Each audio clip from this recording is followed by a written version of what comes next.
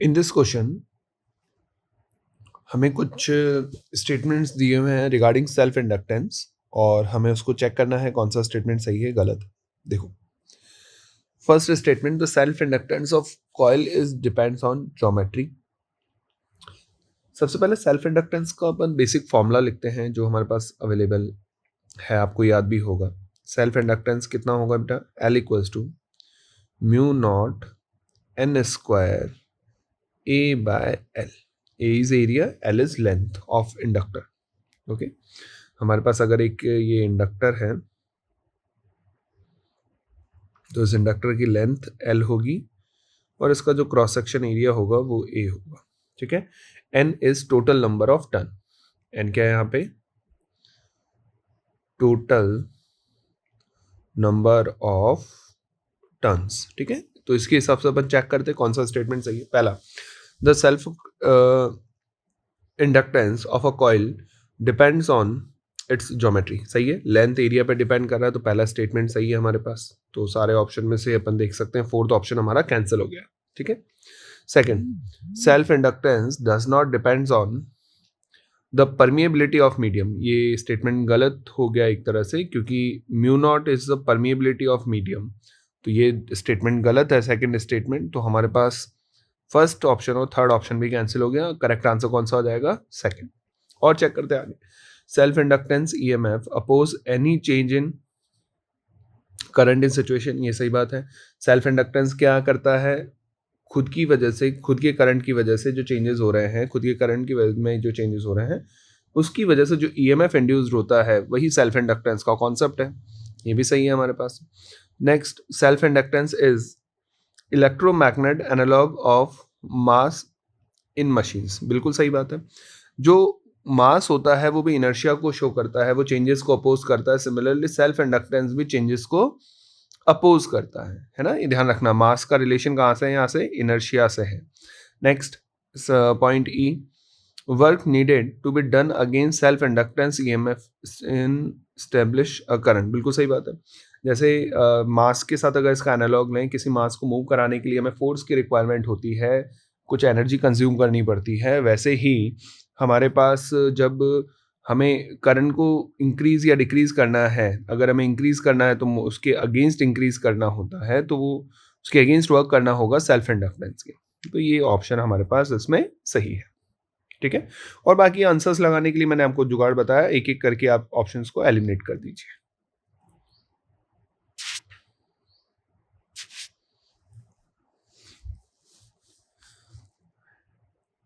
In this question, a light hollow cube of side length 10 centimeter and mass 10 gram is floating in water.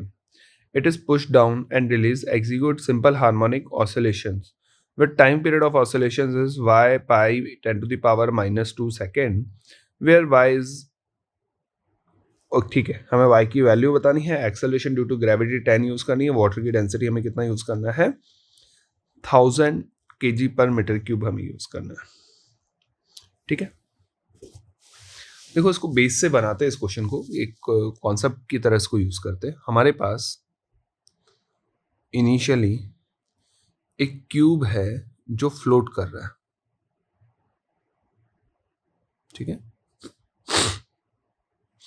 जब ये float कर रहा होगा उस case में डाउनवर्ड जो फोर्स काम कर रहा होगा वो होगा mg, और जो अपवर्ड फोर्स होगा वो होगा बायोन फोर्स। ठीक है, और ये जो बायोन फोर्स होगा वो इक्वल होगा density of water into volume displaced by liquid, है ना। तो डिस्प्लेसमेंट अपन मान लेते हैं एरिया इनटू जो सबमर्ज्ड पार्ट है। ठीक है, जो हमारे पास सबमर्ज्ड पार्ट है वो, तो सबमर्ज्ड पार्ट लेट सपोज यहां पर हम L कंसिडर कर लेते हैं, है ना, AL into ji.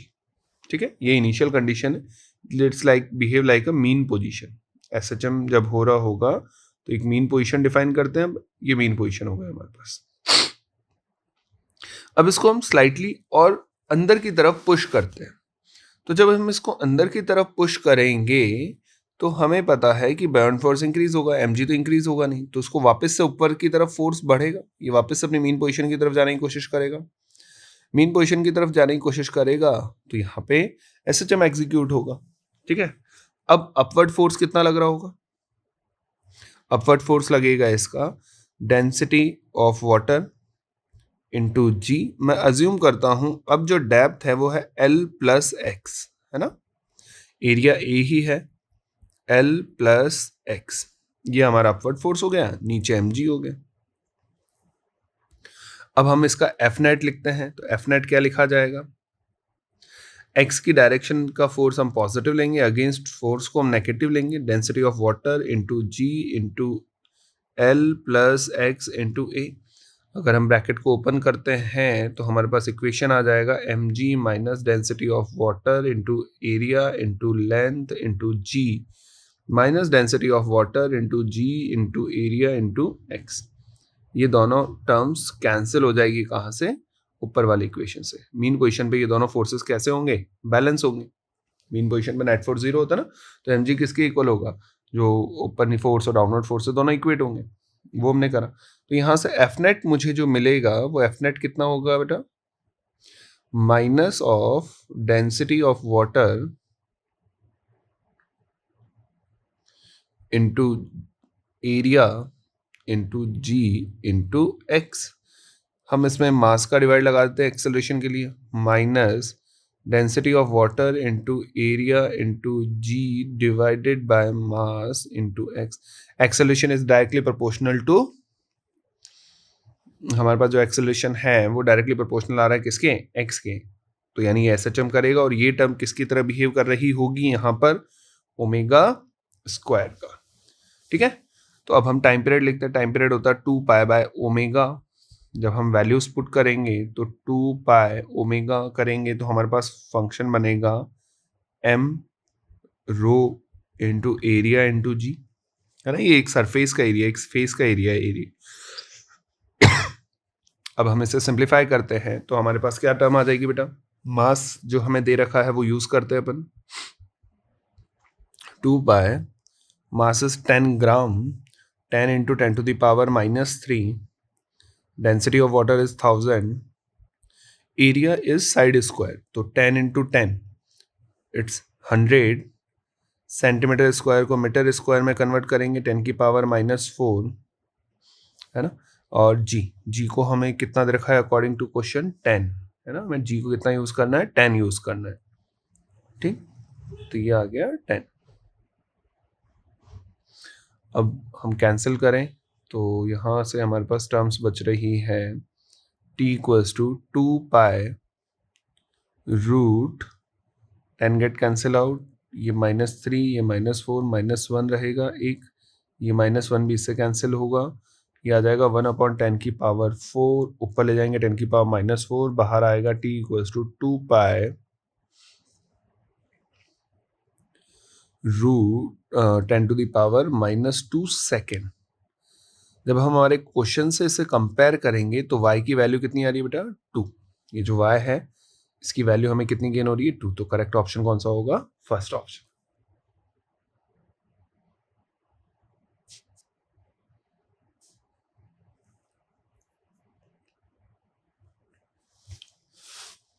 In this question, we have two statements. First, the hot water flow faster than cold water. Okay. Second, soap water has higher surface tension as compared to fresh water. Okay. पहली बात तो जो water के flow का relation है वो किससे होता है? विस्कोसिटी से। हाई विस्कस जो होते हैं वो धीरे फ्लो करते हैं और जो लेस विस्कस फ्लो होंगे, लिक्विड होंगे, वो इजीली फ्लो कर सकते हैं। जैसे हमारा वाटर और हनी के बीच में अपन कंपैरिजन कर सकते हैं। हनी हाई विस्कस है, वो बहुत स्लो मूव करता है, वाटर कंपैरेटिवली फास्टर मूव करता है। तो हमें ये पता है कि फॉर लिक्विड अगर हम टेम्परेचर इंक्रीज करते हैं तो विस्कोसिटी डिक्रीज होती है। अगर हम टेम्परेचर इंक्रीज करेंगे तो विस्कोसिटी डिक्रीज होगी। अगर टेम्परेचर इंक्रीज करने से विस्कोसिटी डिक्रीज हो रही है, इट मीन्स जो हाई टेम्परेचर पर लिक्विड होगा वो इजीली फ्लो करेगा, यानी फर्स्ट स्टेटमेंट हमारा सही है, ठीक है। सेकेंड आता है soap water has higher surface tension as compare to fresh water. देखो सोप वाटर से, मैं आपको एग्जांपल से समझाता हूँ। सोप वाटर से, वैसे तो फैक्ट है ये भी एक तरह का, सोप वाटर से हम क्लोथ को इजीली डर्ट क्लियर कर देते हैं, इजीली साफ कर सकते हैं ना। इजीली साफ कब करेंगे? जब जो सोप होगी वो वाटर के सरफेस के उसके हमारे क्लोथ के कांटेक्ट में आएगी, और कांटेक्ट में आने का मतलब है कि उसका सरफेस टेंशन कंपैरेटिवली कम है। याद रखना, सोप वाटर अगर हमें किसी का सरफेस टेंशन हाई है, उसको अगर सरफेस के कांटेक्ट में लेके आएंगे तो उसको वेट ही नहीं करेगा, वो तो वेट करना पड़ेगा। वेट करेगा तभी तो उसको डर्ट वगैरह को क्लियर करेगा। तो उसको क्लियर करने के लिए उसका जो सरफेस टेंशन होता है कंपैरेटिवली लेस होता है। ठीक है, तो ध्यान रखना, soap water has higher surface tension as compare to, no, soap water has less surface tension. ठीक है ना, तो ये ध्यान रखना, सोप वाटर या सर्फ जो होता है वो सरफेस टेंशन को क्या करेगा? डिक्रीज करेगा। तो ये हमारे पास स्टेटमेंट रॉन्ग है, तो first is true, second is wrong.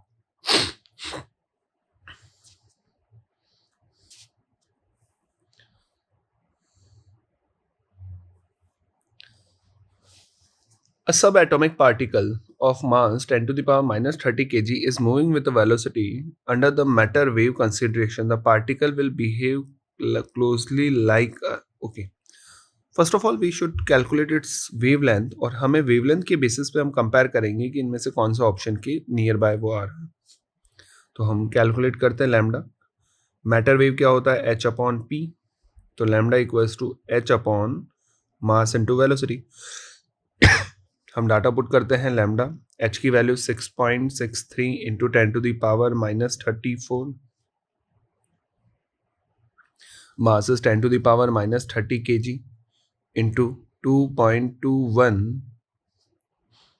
Into 10 to the power 6। हम कैंसिल करेंगे, 3 टाइम कैंसिल होगा, और लैम्डा यहाँ से आ जाएगा 3 into 10 to the power minus 10 metre. यहाँ पे लैम्डा आ जाएगा 3 एंगस्ट्रॉम। ठीक है, और ये किस में जाएगा हमारे पास? एक्स रेज में। ये जो रेंज होती है वो किसकी होती है? X rays. ठीक है, प्लीज इनका रेंज याद रखना आपको। ठीक है,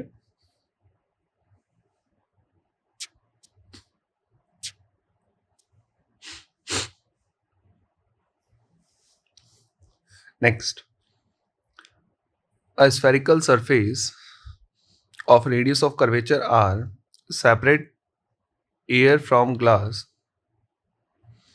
refractive index 1.5, the center of curvature is in glass medium,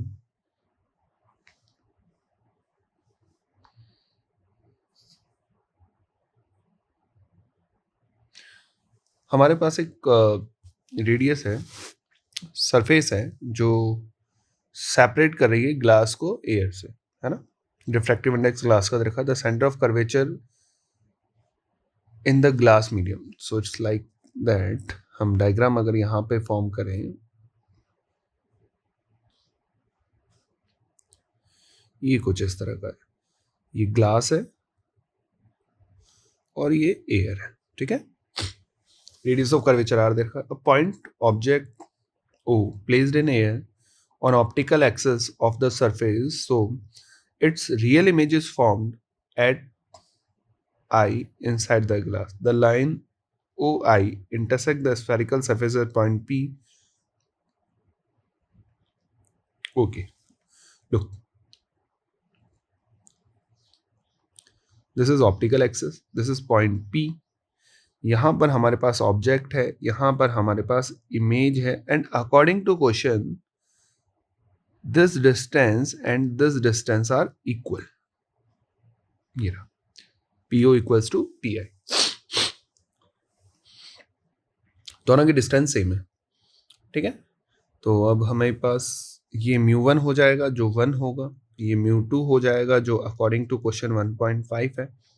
हमें PO की डिस्टेंस फाइंड करनी है, इट मीन्स हमें x की वैल्यू कैलकुलेट करनी है अकॉर्डिंग टू क्वेश्चन। ठीक है, तो इसके लिए हम स्फेरिकल सरफेस फॉर्मूला हम यूज करते हैं। स्फेरिकल सरफेस फॉर्मूला हमारे पास होता है μ2 by v minus μ1 by u equals to mu2 minus mu1 by r. What is mu2? mu2 is 1.5 v. v image distance positive में है, हमारे पास रे इस साइड जा रही होगी, इधर से इधर ट्रैवल कर रही होगी ना, ये ऑब्जेक्ट है, तो रे किधर से किधर ट्रैवल करेगी, ऑब्जेक्ट से अंदर की तरफ। तो हम v की value plus X minus 1, u की value minus X equals to mu2 1.5 minus 1 divided by r भी सेंटर यहाँ होगा कहीं पर, तो ये भी पॉजिटिव साइड में ही कैलकुलेट होगी, तो हम लिखेंगे प्लस r। सिंप्लीफाई करेंगे इसे तो 1/2x minus minus plus 1/x equals to 1/2r। हम इसका एलसीएम लेते हैं तो एलसीएम आएगा इसका 2x, यहाँ पे आ जाएगा 1 + 2 divided by 1/2r, get cancel out, x equals to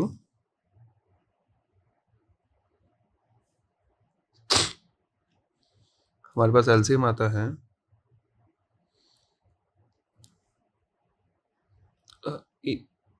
1.5, बेटा यहाँ पे 3 आएगा, सॉरी माई मिस्टेक, यहाँ पे 3 आएगा, तो ये 3 + 2 5, तो हमारे पास x आएगा 5r। ओके, हमारे पास x की वैल्यू जो आ रही है वो कितना आ जाएगा 5r।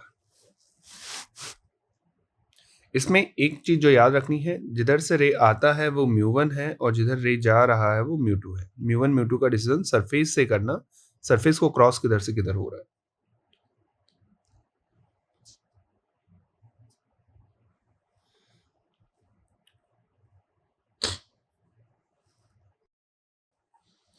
In this question, a radioactive nuclei N2 has 3 times decay constant as compared to decay constant of another nuclei 1.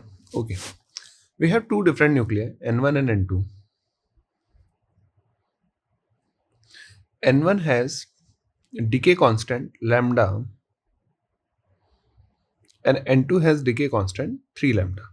According to question, N2 has 3 times decay constant as compared to decay constant of another nuclei. Okay, first information जो हमें question में given है. Second, if the initial number of both nuclei are same, at means time 0 पर दोनों nuclei n0 consider कर लेते हैं. At t equals to 0, both nuclei number of nuclei are same. What is the ratio of nuclei n2 to the number of nuclei n1 after one half life of n1? Half life जो होता है उसका formula क्या होता है, ln2 by lambda. This is basic formula of half life, ln2 by lambda 0.693 जिसकी value होती है. ठीक है, तो what is the ratio of number of nuclei n2 to the n1. Okay, सबसे पहले लिखते हैं n2 equals to n0 e to the power -2 वाले का जो डीके कांस्टेंट है वो 3 लैम्डा है, -3 lambda T, and n1 equals to n0 e to the power minus lambda T. जो डीके फॉर्मूला होता है उसके हिसाब से हमारे पास ये इक्वेशन बन रही. n0 get cancel out, initial numbers दोनों के सेम थे हमारे पास. Then n2 by n1 equals to e to the power -3 lambda, ये ऊपर जाएगा तो +2 लैम्डा, इट मीन्स हो जाएगा -2 lambda T. According to question time क्या है, 1 हाफ लाइफ ऑफ n1 जो ये रहा, n1 का डीके कांस्टेंट लैम्डा इसलिए लैम्डा रख रहे हैं, तो n2 बाय n1 हमें यहां से क्या मिलेगा बेटा, n2 by n1 equals to e to the power -2 lambda into ln2 by lambda. Lambda से लैम्डा कैंसिल हो जाएगा, हमारे पास जो रिमेनिंग टर्म है उसको अगर अपन सिंप्लीफाई करते हैं तो क्या बनेगा, n2 by n1 equals to e to the power -2 ln2. हम पावर को ऊपर की तरफ ट्रांसफर कर देते हैं, तो n2 by n1 equals to e to the power ln 2 to the power -2, ठीक है, माइनस हमने ऊपर ट्रांसफर कर दिया तो ये प्लस ई से ln कैंसिल हो जाएगा, ई की पावर में ln आ रहा है तो वो कैंसिल होगा हमारे पास, तो क्या बचेगा n2 by n1 2 to the power -2, so it's n2 by n1 equals to 1 by 4. Okay, तो हमारे पास जो फॉर्मूला बन रहा है इसका कितना होगा 1 by 4.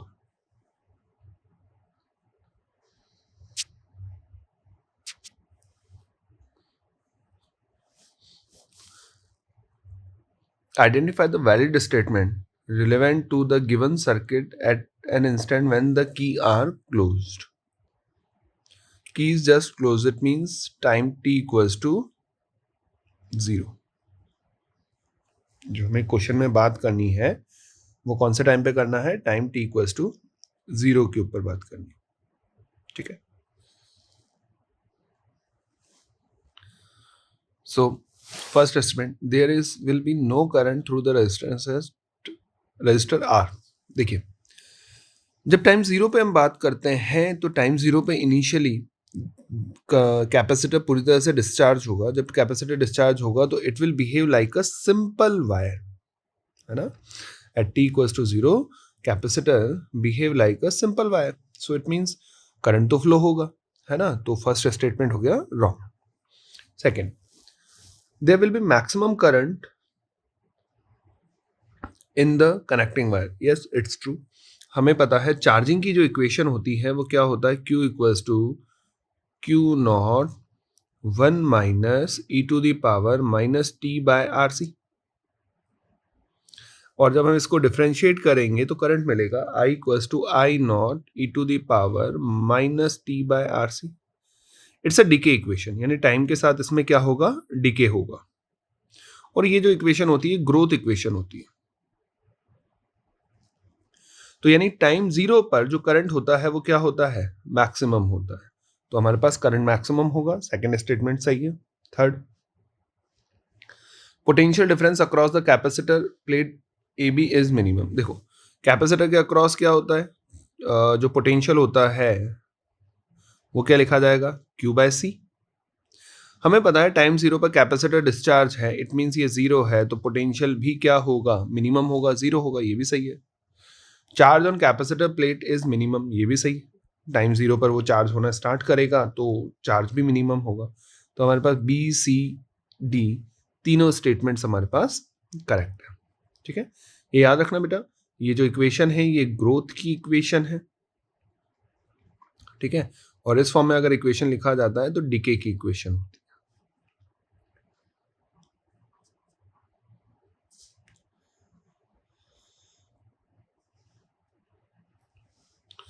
Next, the position of a particle moving in x direction is given by x equals to a sin t, b cos square t, ct square plus d, where t is time, the dimension of a b c. Okay, हमें पता है कि अगर हमें यहाँ पर इसका dimension metre है, लेंथ यूनिट मीटर है, तो इसकी यूनिट भी मीटर होनी चाहिए, इसकी यूनिट भी मीटर होनी चाहिए, ये भी मीटर है और ये भी मीटर है, ठीक है. तो d की यूनिट तो सीधी सीधी आ गई, क्या है, metre. a sine t equals to metre है, लेकिन हमें पता है साइन कॉस डायमेंशन लेस होते हैं तो a की डायमेंशन भी मीटर हो जाएगी. ए का मिल गया, ये मिल गया. Similarly b cos square t भी मीटर होना चाहिए, फिर से सेम चीज, कॉस स्क्वायर भी डायमेंशन लेस होगा तो b का जो डायमेंशन हो गया या यूनिट हो गया वो भी मीटर हो गया. Last ct square, ct square भी मीटर होगा, t सेकेंड है हमारे पास तो ये हो गया मीटर पर सेकेंड स्क्वायर. अब हमसे क्वेश्चन ने पूछा a b c by d. According to question a b c by d equals to a is metre, second b is meter, c is meter per second square and d is also meter. Metre से metre cancel होगा तो ये हो जाएगा metre square पर second square. तो हम dimension लिखेंगे तो m0 L2 T minus 2. So the correct answer is third.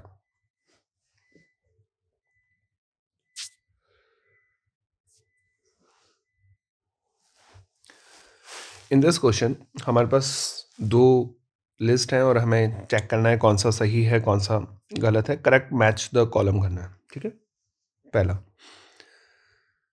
Pressure varies inversely with volume of ideal gas, यानी P is inversely proportional to V. यहाँ लिखते हैं अपन इसको, P is inversely proportional to V.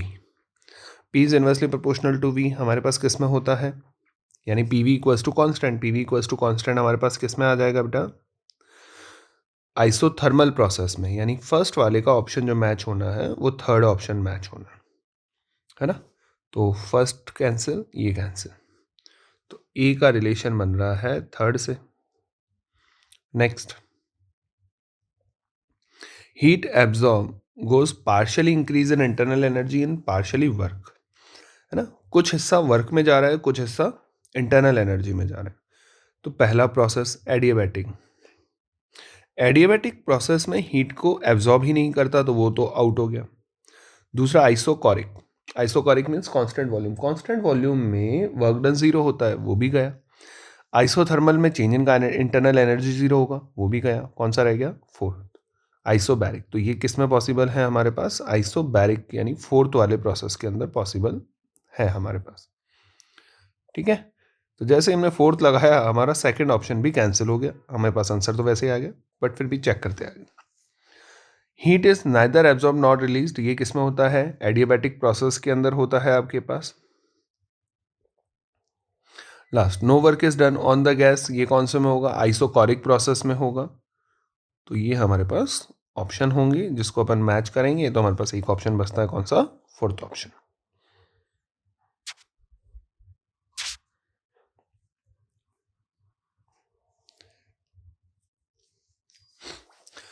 Consider a moving coil galvanometer.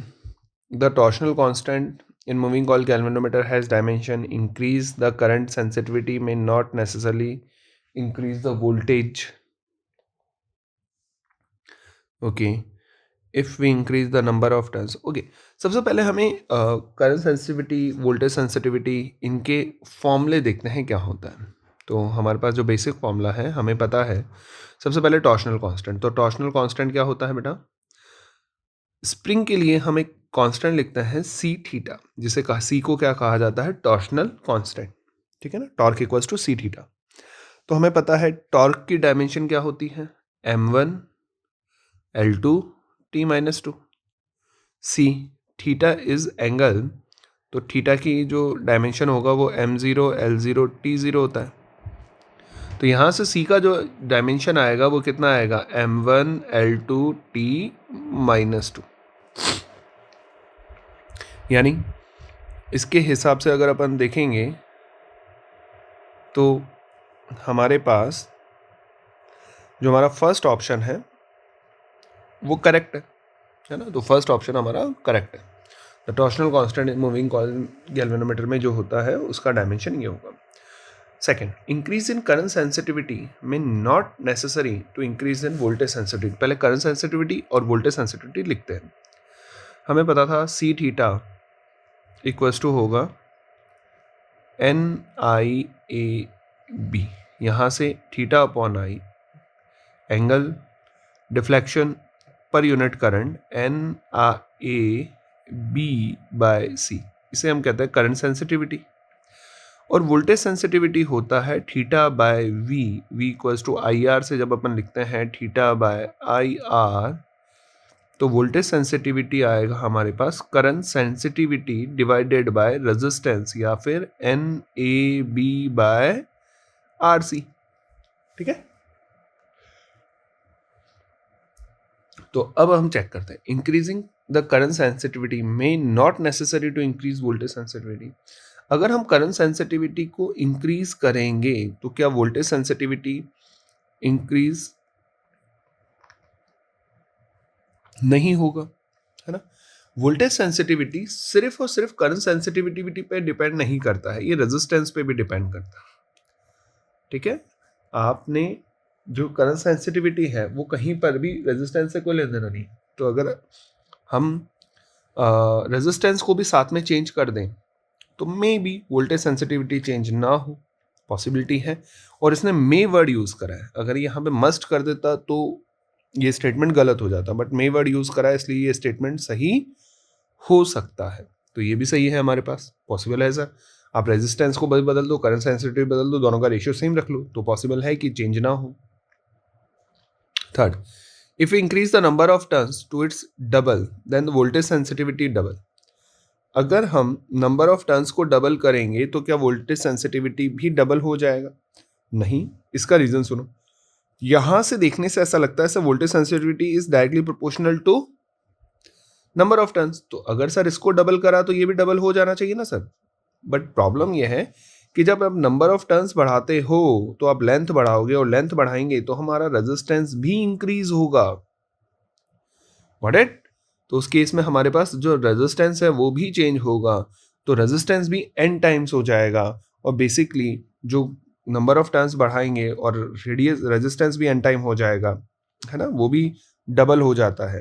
ठीक है, तो ऐसा जरूरी नहीं है कि हमारे पास वोल्टेज नंबर ऑफ टर्न्स को डबल करेंगे तो वोल्टेज सेंसिटिविटी डबल हो जाएगा, नहीं, उसके साथ में रेजिस्टेंस भी चेंज होगा। रेजिस्टेंस क्या होता है ना, रेजिस्टेंस क्या होगा, नंबर ऑफ टर्न्स, है ना, नंबर ऑफ टर्न्स पे डिपेंड करेगा, नहीं करेगा, लेंथ पे डिपेंड कर रहा होगा ना, इस वजह से वो भी चेंज होगा, तो ये हमारा स्टेटमेंट गलत हो जाएगा।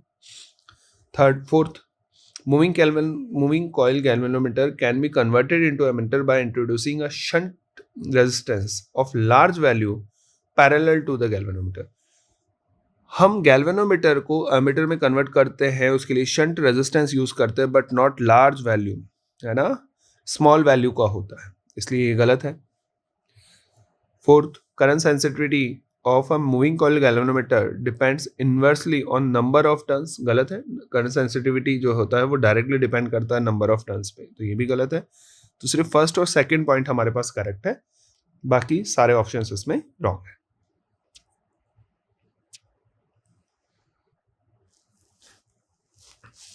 In this question, a point particle of charge q is located at point P.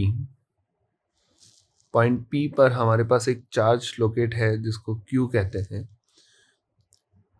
ये फर्स्ट डायपोल के एक्सिस के ऊपर है, और इसकी वजह से जो इलेक्ट्रिक फील्ड होगा वो इस डायरेक्शन में होगा due to first dipole at a distance r. The point P is also on the equatorial plane of the second dipole. Second dipole का इलेक्ट्रिक जो डायपोल मोमेंट है वो इस डायरेक्शन में है, तो ये इसके अगेंस्ट होता है इक्वेटोरियल पर, तो इसका इलेक्ट्रिक फील्ड इस डायरेक्शन में होगा, E1 E2. The dipole are made of the opposite charge separated by distance q at a distance 2a. For the charge P does not experience any net force. Which of the following is correctly describe the situation? Look, first of all, अगर वहां पर कोई भी net force नहीं है, it means दोनों electric field same होना चाहिए, और यहां पर डिस्टेंस भी सेम है, चार्जेस भी सेम है, यानी P भी सेम है, डायपोल मोमेंट जो होगा Q इंटू 2a वो भी सेम है ना, डिस्टेंस भी सेम है। तो हम फॉर स्मॉल डायपोल वाली कंसिडर को अगर करते हैं, हम स्मॉल डायपोल वाली कंडीशन अगर यूज करते हैं, तो उससे तो क्वेश्चन बनना इम्पॉसिबल है। क्यों इम्पॉसिबल है? क्योंकि हमें पता है कि सर एक्सेस के ऊपर जो फॉर्मूला होता है वो होगा 2kp/r³, और इक्वेटोरियल के ऊपर जो फॉर्मूला होता है वो होता है kp/r³। अब ये कभी भी इक्वेट तो हो ही नहीं सकता अगर स्मॉल वाली कंडीशन लगा के चल रहा है, तो हम इसको पूरा डेरिवेशन सॉल्व करते हैं स्मॉल वाले कंडीशन से, तो ये करना पॉसिबल नहीं है। तो हम अब इसका पूरा डेरिवेशन करते हैं। डेरिवेशनली इसको कैसे सॉल्व कर सकते हैं, देखो, हमारे पास ये दो चार्जेस हैं और ये पॉइंट है, यहां पर इक्वेटोरियल बना रहा है। सिमिलरली हमारे ये plus Q and minus Q, ये हो गया हमारे पास प्लस क्यू, ये हो गया हमारे पास माइनस क्यू, है ना, और ये जो डिस्टेंस है अकॉर्डिंग टू क्वेश्चन, ये डिस्टेंस r है, ये डिस्टेंस a है, और ये डिस्टेंस भी a है। सिमिलरली यहाँ से भी एक दो चार्जेस रखे हुए हैं, एक की ये डिस्टेंस सेंटर से ए, ये भी डिस्टेंस ए, और ये जो डिस्टेंस हो गई वो हो गया आर। ठीक है, अब यहां पर भी ये प्लस क्यू और ये माइनस क्यू, हम चारों चार्जेस की वजह से वहां पर इलेक्ट्रिक फील्ड लिखते किधर किधर है क्या क्या। ठीक है, तो इसकी वजह से जो यहां पे इलेक्ट्रिक फील्ड होगा वो इस डायरेक्शन में होगा, कितना होगा, K Q upon are minus A का स्क्वायर, डिस्टेंस यहां से आर है ना, तो ये ए जो डायरेक्शन है वो माइनस हो जाएगी। इसकी वजह से माइनस क्यू की वजह से जो इलेक्ट्रिक फील्ड होगा वो इस डायरेक्शन में होगा, कितना होगा, K Q upon R plus ए का स्क्वायर। सही है, फिर इस प्लस चार्ज की वजह से यहां पर जो इलेक्ट्रिक फील्ड होगा वो बाहर की तरफ होगा, ये कितना होगा, के क्यू अपॉन ये डिस्टेंस जो कितनी है, root A square plus are square, और उसका स्क्वायर करूंगा तो A square plus are square. Similarly minus की वजह से इधर होगा K Q A square plus are square. Got it. Let's suppose कि यहां पर ये जो एंगल है वो थीटा है, ये भी थीटा ही होगा, तो ये एंगल भी थीटा होगा, ये एंगल भी थीटा होगा, तो इन दोनों के जो वर्टिकल कंपोनेंट्स होंगे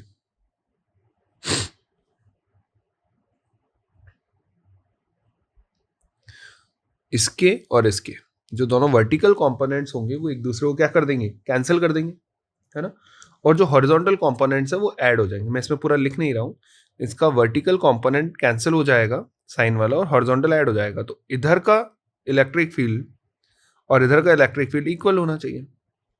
तो लेफ्ट हैंड साइड हमारे पास सिर्फ एक इलेक्ट्रिक फील्ड है, कौन सा है, K Q R minus A का स्क्वायर।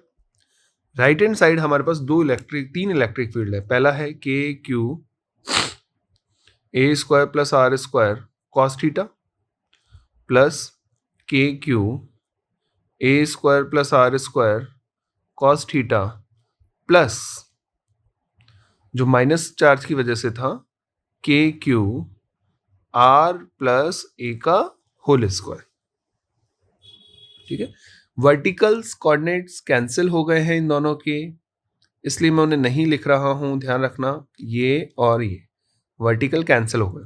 ठीक है, अब हम इसको सिंप्लीफाई करते हैं, सिंप्लीफाई करके हम यूज करते हैं कोई मेथड, तो के क्यू कैंसिल हो रहा है सब में से कॉमन आके, तो बची हुई टर्म क्या रह रही है मेरे पास, 1 अपॉन आर माइनस ए का स्क्वायर इक्वल्स टू, ये दोनों टर्म सिमिलर हैं तो हम 2 टाइम्स कर देंगे, 2 cos theta divided by are square plus A square plus 1 upon R plus ए का होल स्क्वायर।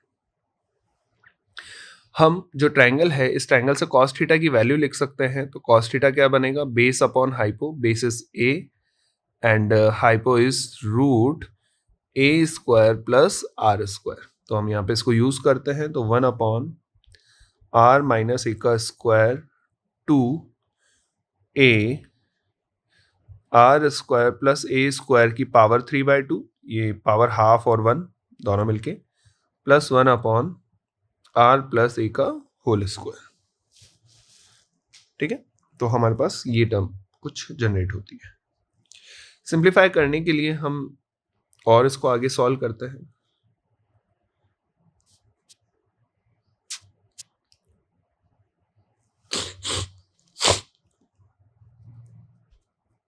हमारे पास जो टर्म मिलती है उसको लिखते हैं एक बार, आर माइनस ए का होल स्क्वायर, जो उधर प्लस वाली टर्म थी उसको मैं इधर लेके आ रहा हूँ, आर प्लस ए का whole square 2a r a square plus are square की पावर 3/2। ठीक है, इस फॉर्म में हम इसको लिख सकते हैं।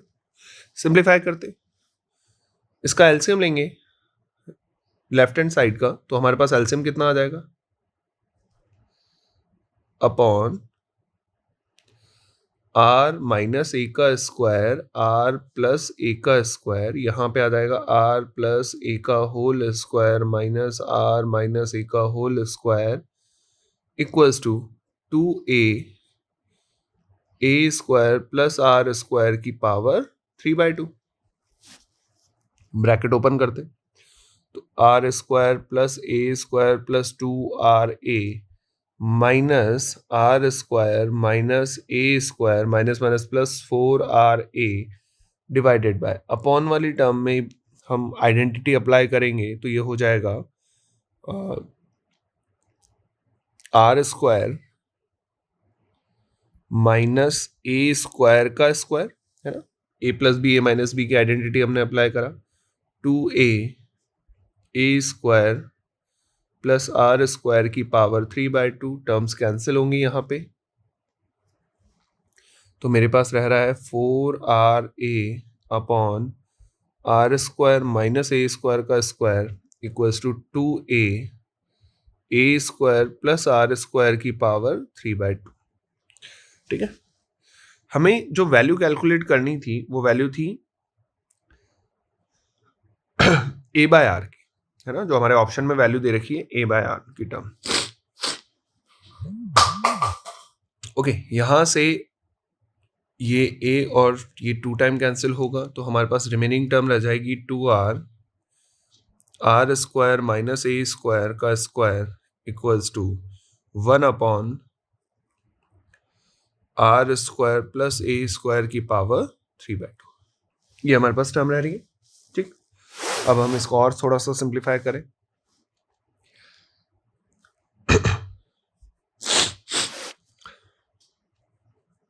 हम 3/2 को 3 में कन्वर्ट करने के लिए दोनों साइड स्क्वायर करते, तो 4r square upon R square minus ए स्क्वायर की power 4 equals to 1 upon R square plus A square का क्यूब।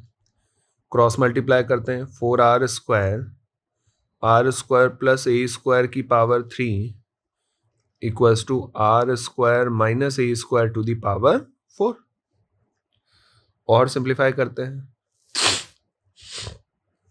हमें a/r की वैल्यू रिक्वायर्ड है ना, तो हम एक काम करते हैं, आर स्क्वायर को कॉमन निकालते हैं, तो 4 आर स्क्वायर पहले से था, आर स्क्वायर को कॉमन निकालेंगे, उसकी पावर 3 यानी 6, तो यहाँ पे हो जाएगा आर टू दी पावर 8, अंदर रहेगा 1 plus A square by are square की पावर 3 इक्वल्स टू, यहाँ से भी अगर हम आर स्क्वायर को कॉमन निकालेंगे तो आर की पावर 4 कॉमन आके फिर से आर की पावर 8, अंदर रह जाएगा 1 minus A square by are square की पावर 4।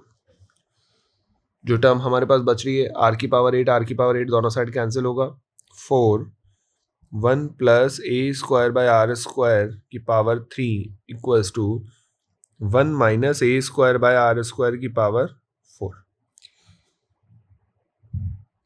ये हमारे पास एक टर्म सेट होती है। अब यहां से आगे इसको सिंप्लीफाई करना पॉसिबल नहीं है, मतलब बहुत टफ टास्क है इसको सिंप्लीफाई करना, तो इसकी जगह हम एक यूज करते हैं, यहाँ इस इक्वेशन के आगे हम जो a/r ऑप्शन बाय ऑप्शन हमें दे रखे हैं वो हम यूज करके देखते हैं, है ना। तो मैं जो ऑप्शन बाय ऑप्शन, जैसे एक की वैल्यू a/r की वैल्यू 20 और 10 एक बार रख के देखते हैं, तो अब खुद देखो, इधर देखो, a/r की वैल्यू अगर मैं 20 रखता हूँ फर्स्ट ऑप्शन के अकॉर्डिंग, तो ये 20 का स्क्वायर 401 का क्यूब, है ना, और यहाँ पे 399 का पावर, क्योंकि ये भी वही 400 हो जाएगा ना, 399 की पावर 4, तो यहाँ पर डिफरेंस बहुत ज़्यादा होगा, ये जो वैल्यू होगी वो बहुत बड़ी हो जाएगी। ठीक है, ये जो वैल्यू होगी ये बहुत बड़ी हो जाएगी। ठीक है, पहली बात तो यानी इसमें लार्जर वैल्यू नहीं आएगी, कुछ छोटी वैल्यूज हम यूज करेंगे। तो इस तरह से हिट एंड ट्राई लगा के अपन 3 को जब यूज करेंगे, a/r इक्वल्स टू 3, तो यह आएगा, और उसने अप्रॉक्सीमेट बोला है, तो 1 प्लस 3 का स्क्वायर 9 का क्यूब। ठीक है ना, और जब इसको सिंप्लीफाई करेंगे तो दूसरा, ये तो हो गया लेफ्ट हैंड साइड, और राइट हैंड साइड क्या हो जाएगा, 1 माइनस 9 की पावर 4। जब बेटा इन दोनों को सिंप्लीफाई करेंगे तो अप्रॉक्सीमेटली इक्वल वैल्यूज हमें मिलेंगी, ठीक है। तो ये मेरे अकॉर्डिंग टू मी थोड़ा सा टफ था यहाँ से सॉल्व करना आगे, तो ज़्यादा अच्छा है कि हम हिट एंड ट्रायल यूज़ करें। लार्जर वैल्यूज 20, 10 यूज़ करेंगे तो डिफरेंस बहुत ज़्यादा इंक्रीज होगा। तुम खुद सोचो, 10 की पावर 3 और 10 की पावर 4 में बहुत ज़्यादा डिफरेंस हो जाएगा, है ना। तो वो प्रैक्टिकली पॉसिबल नहीं है। स्मॉलर वैल्यूज में हम रख के देखेंगे तो हमारे पास अप्रॉक्सीमेटली ये आंसर बन सकता है, ठीक है। और अगर हम उसको कैलकुलेट करके देखना चाहें तो 9 + 1 10, 10 की पावर 4, 10 4000 है ना, 10 सॉरी 3 है ना, 10 की पावर 3 कितना हो जाएगा, 1000 हो जाएगा हमारे पास, एंड 1000 × 4 ये हो जाएगा 4000 वैल्यू। और जबकि हम 8 का क्यूब करेंगे 8 की पावर 4, तो 8 की पावर 4 हमारे पास लगभग उसी रेंज में आएगा 4096। तो अप्रॉक्सीमेटली इन्हें इक्वल बोला जा सकता है, ये टर्म्स रहेगा, ठीक है बेटा। थोड़ा टफ क्वेश्चन है ये। In this question, a gun fire a lead bullet of temperature 300 Kelvin into a wooden block. The bullet, having the melting temperature 600 Kelvin, penetrate into the block and melt down. If the total heat required for the process is 625 joule, then the mass of bullet. देखो, जब bullet उसको penetrate कर रहा होगा तो उसका temperature increase होता है। तो टेम्परेचर के दो पार्ट होंगे। सबसे पहले वो 300 केल्विन टू 600 केल्विन रीच करेगा एंड आफ्टर दैट वो मेल्ट होगा, ठीक है। ये प्रोसेस फॉलो होगा। तो हीट के दो टुकड़े हो जाएंगे, जो भी टोटल हीट सप्लाई हो रहा है। तो हमने टोटल हीट जो दिया वो 625 जूल दिया है। इस हीट के दो टुकड़े होंगे। सबसे पहले for temperature change ms delta T, m according to question the S is 125, delta T is 300 plus ml, L कितना है 2.5 × 10⁴। जब इसको सिंप्लीफाई करेंगे तो हमें आंसर्स मिल जाएगा which is equals to near about 1/100 kg। आप इसको सिंप्लीफाई कर सकते हैं इजीली। तो मास यहाँ से आ जाएगा हमारे पास 1/100, ग्राम में कन्वर्ट करने के लिए मल्टीप्लाइड बाय 1000, इट्स 10 ग्राम।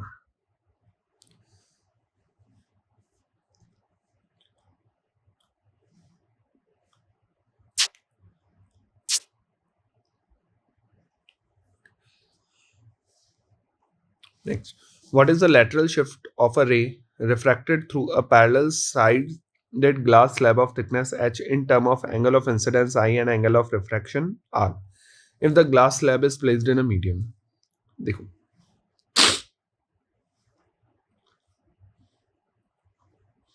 लो, हमारे पास एक ग्लास स्लैब है जिसका थिकनेस या हाइट आप बोल दीजिए, क्वेश्चन ने h बोला हुआ है, ये h इसका हाइट है। यहां से एक लाइट रे इंसिडेंट होती है। जब ये लाइट रे इंसिडेंट होगी किसी एंगल I के ऊपर, तो ये बैंड होगी टुवर्ड्स नॉर्मल, क्योंकि डेंसर मीडियम में एंटर कर रही है, और फिर से ये बाहर निकलती है। ये एंगल R, तो ये एंगल भी R होगा, और ये एंगल E। ये जो दोनों रेस होती है, जो इंसिडेंट रे और एग्जिट रे, ये दोनों एक दूसरे के पैरेलल होती हैं। This is known as lateral shift. तो लेटरली थोड़ा सा शिफ्ट होता है, इसे हम क्या कहते हैं, लेटरल शिफ्ट। अब अगर इसको डेरिवेशनली सॉल्व करना हो तो वैसे भी अपन कर सकते हैं, वरना हम डायरेक्ट रिजल्ट इसका याद रखते हैं। Lateral shift equals to h sine I minus R upon cos R। Okay, तो ये लेटरल शिफ्ट का फॉर्मूला है जो हमें डायरेक्ट एज अ रिजल्ट याद रखना होता है। A solid sphere of mass m, radius r, is allowed to roll without slipping this point of inclined plane of length L and make an angle 30 degree with the horizontal. Okay. The speed of particle at the bottom is V1 if the angle of inclination is increased to 45 while keeping the length L constant. Then the new speed of the sphere at the bottom is V2, the ratio of V1 square to V2 square. Okay.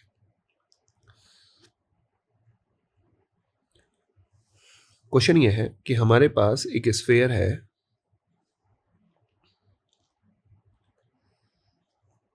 और हम इसको एक roll down कर रहे हैं किसी height पे, length L और इंक्लिनेशन थीटा. ओके, यहाँ पे आके इसकी स्पीड हमें मेजर करनी है और ये प्योर रोल डाउन कर रहा है ना, रोल विदाउट स्लिपिंग. तो जब ये बॉटम पे पहुंचता है इसकी स्पीड v है और एंगुलर वेलोसिटी ओमेगा है.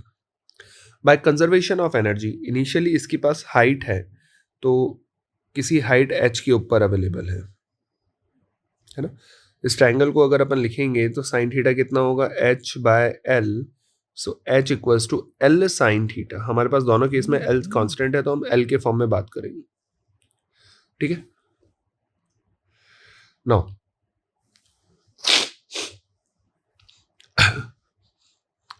बाय कंजर्वेशन ऑफ एनर्जी हम ये लिख सकते हैं टॉप पॉइंट पे by conservation of energy. Top point पे जो है हमारे पास एनर्जी है वो कौन सा होगा, पोटेंशियल एनर्जी mgh. बॉटम पे आते आते क्या हो जाएगा, half mv square plus kinetic energy में कन्वर्ट हो जाएगा half I omega square. mgh equals to half mv square. ठीक है. हमारे पास जो स्फीयर है वो सॉलिड स्फीयर है. सॉलिड स्फीयर का मोमेंट ऑफ इनर्शिया होगा 2/5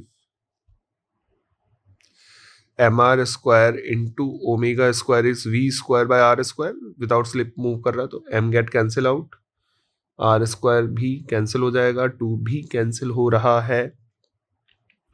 then gh equals to v square by 2 plus v square by 5. Okay, हमारे पास ये टर्म बनता है. इसको हम ऐड करेंगे तो gh equals to LCM is 10, 5 2 7 v square. तो v इक्वल्स टू हो जाएगा हमारे पास रूट 10/7 gh. h की वैल्यू हम पुट करते हैं तो v is equals to 10/7 gl sine theta. First case और सेकंड केस, दोनों केस में फर्स्ट केस में थीटा 30 डिग्री है और सेकंड केस में थीटा 45 डिग्री है. तो बाकी रिमेनिंग टर्म्स क्या सेम है, तो v1 ratio v2 root sine 30 यानी 1/2 डिवाइडेड बाय 1/√2. हमें जो रेशियो पूछ रहा है स्क्वायर फॉर्म का पूछ रहा है तो v1 square upon v2 square is 1/2/√2. तो √2/2, √2 से मल्टीप्लाई, √2 से डिवाइड, इट्स 1/√2. तो जो करेक्ट आंसर होगा वो होगा हमारे पास फर्स्ट. नेक्स्ट, हमें एक डायग्राम गिवन है with a diode. Which of the following observation is correct, total resistance of the circuit. Okay, one by one हमें कैलकुलेट करना है कौन कौन से ऑप्शंस हमारे पास करेक्ट है. जो भी डाटा गिवन है हमें क्वेश्चन में गिवन है.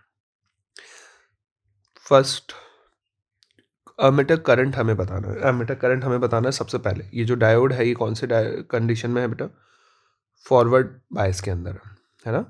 इधर करंट इधर से आ रहा होगा, हायर पोटेंशियल इधर से इधर फ्लो कर रहा है, it means in forward biasing.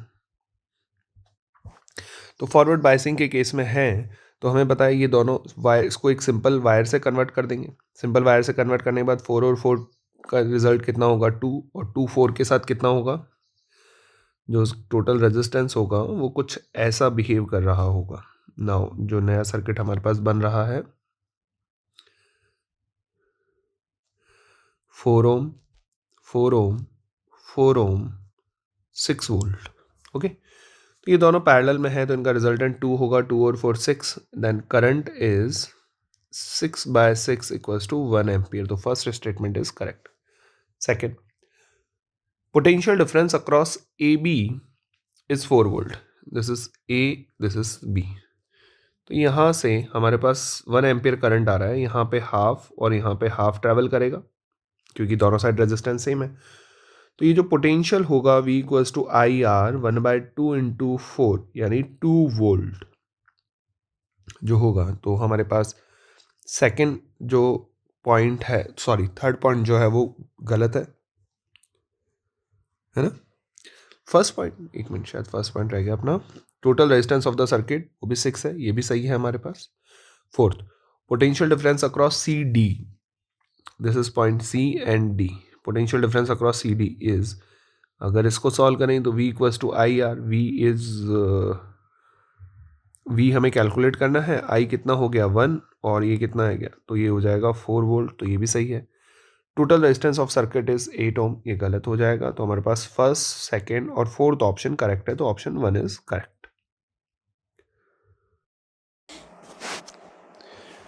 In this question, the electric flux phi is given as alpha, sigma, beta, lambda, where alpha और beta और sigma और lambda जो है लीनियर चार्ज डेंसिटी और सरफेस चार्ज डेंसिटी है. हमें ये बताना है कि अल्फा बाय बीटा किसे रिप्रेजेंट कर रहा होगा. ठीक है, तो हम डायमेंशनली इसको सॉल्व करते हैं. देखो, फ्लक्स जो है उसकी डायमेंशन और फ्लक्स की डायमेंशन, अल्फा सिग्मा की डायमेंशन और बीटा लैम्डा की डायमेंशन सेम होनी चाहिए, क्योंकि सेम क्वांटिटी में हम सेम क्वांटिटी ऐड करके ही क्वेश्चन करते हैं या आगे फिजिकल क्वांटिटी सॉल्व करते हैं. ठीक है ना, तो हमारे पास ये एक टर्म बनना चाहिए. अब अकॉर्डिंग टू क्वेश्चन हमें चाहिए बीटा बाय अल्फा. तो हमें पता है बीटा बाय अल्फा की जो डायमेंशन होगी वो इस इक्वलिटी से लैम्डा बाय सिग्मा की डायमेंशन हो जाएगी. सही है, हमें सबकी डायमेंशन निकालने की रिक्वायरमेंट ही नहीं है ना. वो लैम्डा बाय सिग्मा की डायमेंशन के इक्वल हो जाएगा. तो हम क्या लिख सकते हैं, बीटा बाय अल्फा. हम डायमेंशन लिखने के लिए इसका फॉर्मूला लिख लेते हैं. लैम्डा क्या होता है, चार्ज अपॉन लेंथ, और ये क्या होगा, चार्ज अपॉन एरिया. सही है, चार्ज कैंसिल हो जाएगा, तो ये क्या बनेगा, एरिया अपॉन लेंथ. एरिया होगा मीटर स्क्वायर बाय मीटर, यानी मीटर बनेगा हमारे पास फाइनल. ठीक है, या फिर L लिख सकते हैं अपन. तो मीटर किसकी डायमेंशन होगी हमारे पास, डिस्प्लेसमेंट की. ठीक है, तो हम यहां से इसको डायरेक्टली सॉल्व कर सकते हैं.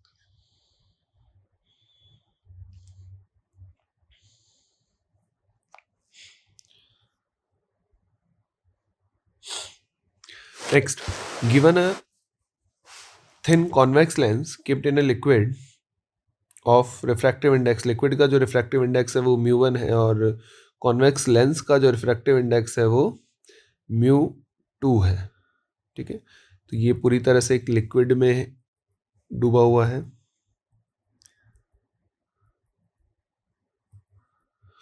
लिक्विड का जो रिफ्रैक्टिव इंडेक्स है वो है μ1 और लेंस का जो रिफ्रैक्टिव इंडेक्स है वो है μ2.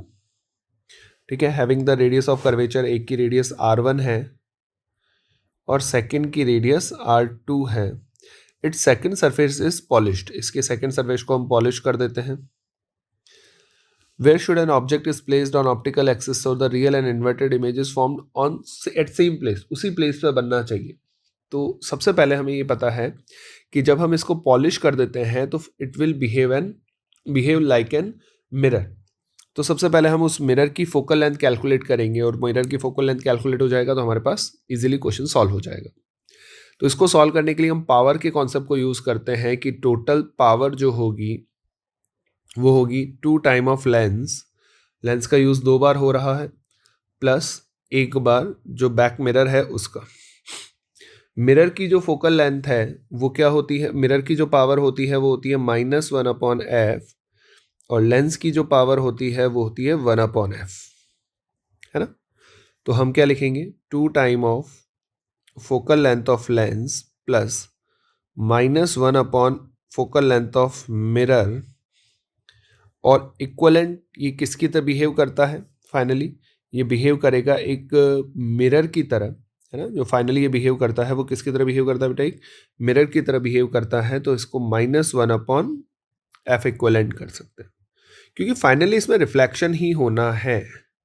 रिफ्लेक्शन होना है तो रिफ्लेक्शन के बेसिस पे कौन सा इंस्ट्रूमेंट हमारे पास काम करता है? मिरर काम करता है, इसलिए तो ये फाइनली किसकी तरह बिहेव करेगा? एक मिरर की तरह काम करेगा। सर लेंस को 2 बार क्यों लिया? आते टाइम और जाते टाइम। मिरर जो रे है इस लेंस को 2 बार क्रॉस कर रही है, इसलिए 2 टाइम यूज करा। मिरर एक ही बार रिफ्लेक्शन दे रहा है पीछे वाला, ठीक है। अब सबसे पहले अपन फोकल लेंथ लिखते हैं, किसकी? लेंस की। तो 1/FL फोकल लेंथ क्या होता है? म्यू लेंस, लेंस का म्यू कितना दे रखा है हमें? μ2 divided by mu medium -1 1/R1 -1/-R2, है ना? सिंपली अपन फॉर्मूला अप्लाई कर रहे हैं यहाँ पे, lens maker formula. Minus minus plus हो जाएगा, तो 1/FL यहाँ से जो आएगा, ये इसको एक इक्वेशन नाम देते हैं।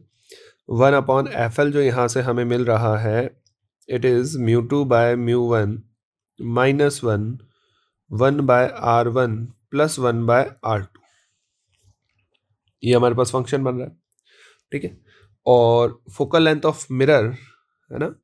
मिरर की जो फोकल लेंथ होती है, ये जो सरफेस है ये किसकी तरह बिहेव कर रही है? कॉनकेव की तरह बिहेव कर रही है। तो और कॉनकेव की तरह बिहेव करने की वजह से ये क्या बन जाएगा? -R2/2, 2 जो ऊपर चला जाएगा, है ना? Focal length of mirror is R/2। Minus क्यों ले रहे हैं? क्योंकि कॉनकेव की तरह सरफेस है, कॉनकेव सरफेस की वजह से नेगेटिव साइन आ जाएगा वहाँ पे फोकल लेंथ में। अब ये दोनों अपन इक्वेशन फर्स्ट में पुट करते हैं। सेकेंड और थर्ड का जो डाटा है, यूजिंग इक्वेशन फर्स्ट, तो हमारे पास -1/f इक्वलेंट जो है वो टर्म बन जाएगा 2 μ2 बाय μ1 -1 1/R1 + 1/R2 माइनस और माइनस प्लस 2/R2, ठीक है। ये हमारे पास फॉर्मूला बन जाएगा इसका। अब इसको सिंप्लीफाई करते हैं और जिस फंक्शन के फॉर्म में हमें क्वेश्चन चाहिए, हम उस फंक्शन के फॉर्म में इसको सॉल्व करते हैं। उसमें -1/f इक्वलेंट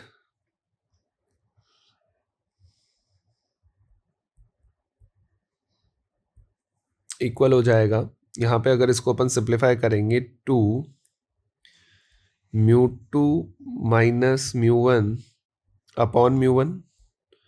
और यहाँ पे आ जाएगा R1 + R2/R1R2 + 2R2, okay. 2R2 को हम यहाँ से कॉमन निकाल सकते हैं, 2 भी है हमारे पास दोनों जगह और R2 भी है अपॉन में। तो हमारे पास जो फंक्शन बनेगा माइनस, मैं इस फंक्शन को -1/f इक्वलेंट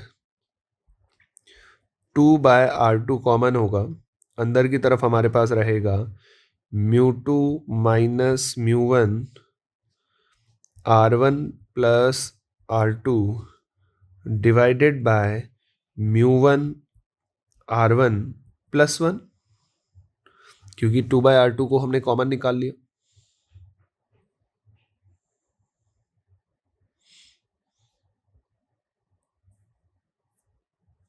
इसको हम यहाँ रखते हैं,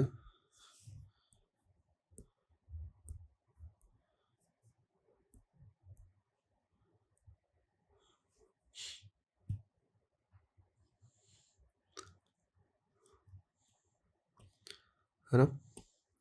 तो इसको अपन एक बार थोड़ा सा ऊपर शिफ्ट कर लेते हैं अपने पास ना। अब हमारे पास इस टर्म में हम एलसीएम लेते हैं, तो हमारे पास जो एलसीएम टर्म आएगी वो कितना हो जाएगा बेटा? -1/f equivalent equals to 2/R2। LCM लेंगे तो कितना हो जाएगा? μ1 यहाँ पे जो टर्म आ जाएगी μ2 - μ1 R1 + R2 + μ1 R1। हमारे पास जो ऑप्शंस है, अगर आप ऑप्शंस को देखोगे तो कोई ब्रैकेट फॉर्म में ऑप्शन नहीं है म्यू2 वगैरह में, तो अपन एक काम करते हैं, ब्रैकेट को ओपन कर लेते हैं इसका। तो यहाँ से -1/f equivalent equals to 2r2, bracket open करेंगे तो mu r1 plus mu r2 minus mu r1 minus mu r2 plus mu r1 divided by mu r1। Mu r1 से म्यू1 r1 कैंसिल हो जाएगा, रिमेनिंग टर्म को अपन लिखते हैं। तो -1/f equivalent 2/2 को यहीं छोड़ देते हैं, mu r1 plus mu r2 minus mu r2 divided by mu r1 r2। ये हो गया हमारे पास। अब जो हमारा मेन क्वेश्चन है, वो मेन क्वेश्चन ये कह रहा है कि यार आपका सेम साइज पर अगर हमें इमेज फॉर्म करना है ना, सेम साइज पे अगर हमें इमेज फॉर्म करना है तो डिस्टेंस कितनी होनी चाहिए। तो हमें पता है for same size image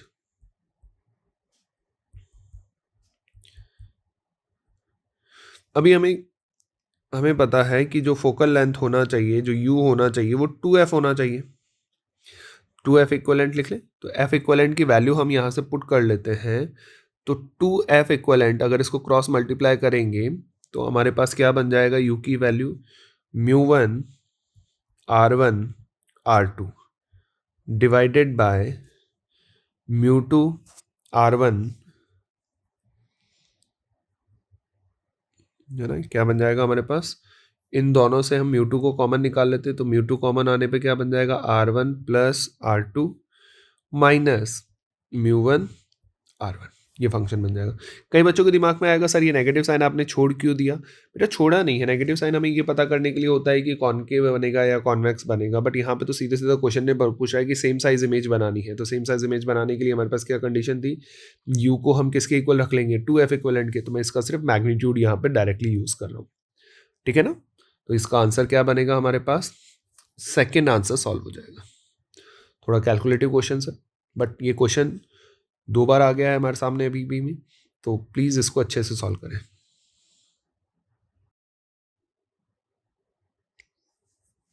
next, in this question हमें एक इलेक्ट्रिक फील्ड दिया गया है।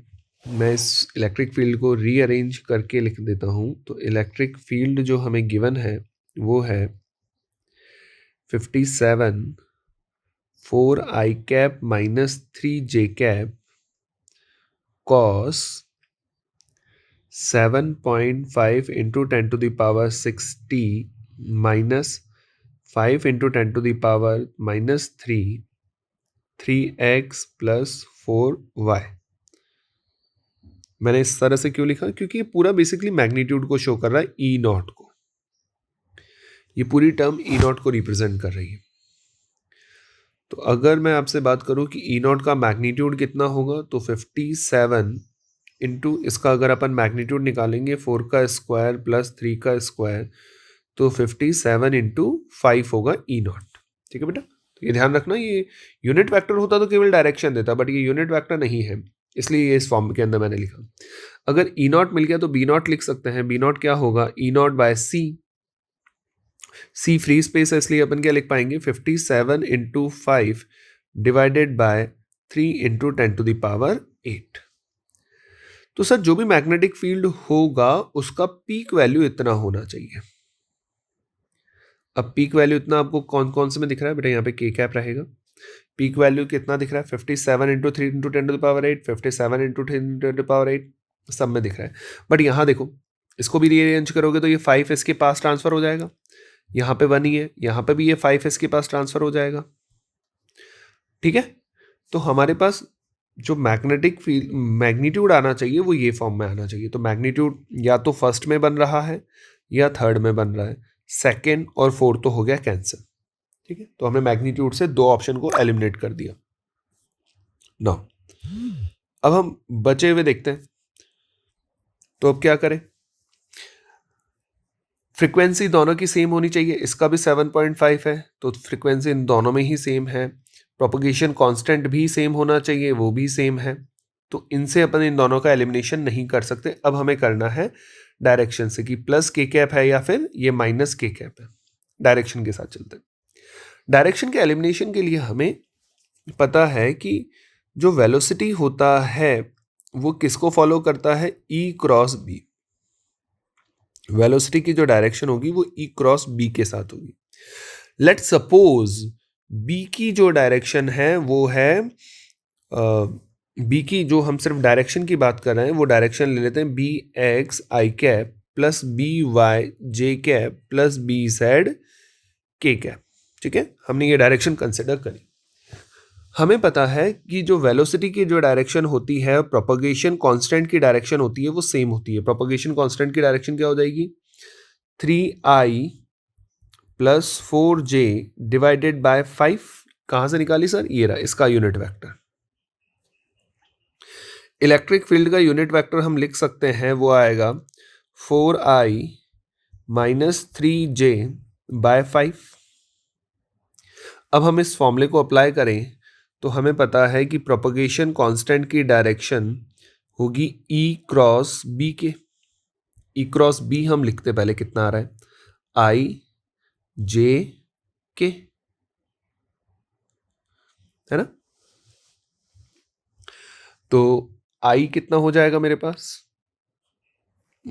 इलेक्ट्रिक फील्ड का आई लिखते हैं। इलेक्ट्रिक फील्ड का है 4/5 माइनस 3/5 और 0, ये हो जाएगा B x B y B z. ठीक है, अब हमारे पास के कैप तो हमें पता ही है, तो इसको सॉल्व करेंगे। आई ये हो जाएगा 4 minus 3/5 B Y minus 0 minus J cap, इसको सॉल्व करेंगे 4/5 B Z minus 0 plus K cap 4/5 B Y minus minus plus 3/5 B X. और इधर जो के कैप हमारे पास आ रहा है उसकी वैल्यू हम पुट करते 3i प्लस 4/5 जे कैप। तो इसके हिसाब से ये पूरी टर्म 0 होनी चाहिए, है ना। ये पूरी टर्म ही 0 होनी चाहिए क्योंकि यहाँ पे z कंपोनेंट है ही नहीं। तो यहां से हम ये बोल सकते हैं कि भैया बी एक्स और बी वाई 0 है। ठीक है, अब वो जो भी बन रहा हो, बी एक्स और बी वाई की वैल्यू हमारे पास के कैप में है ही नहीं। यहां पे अपन कंपैरिजन करें, be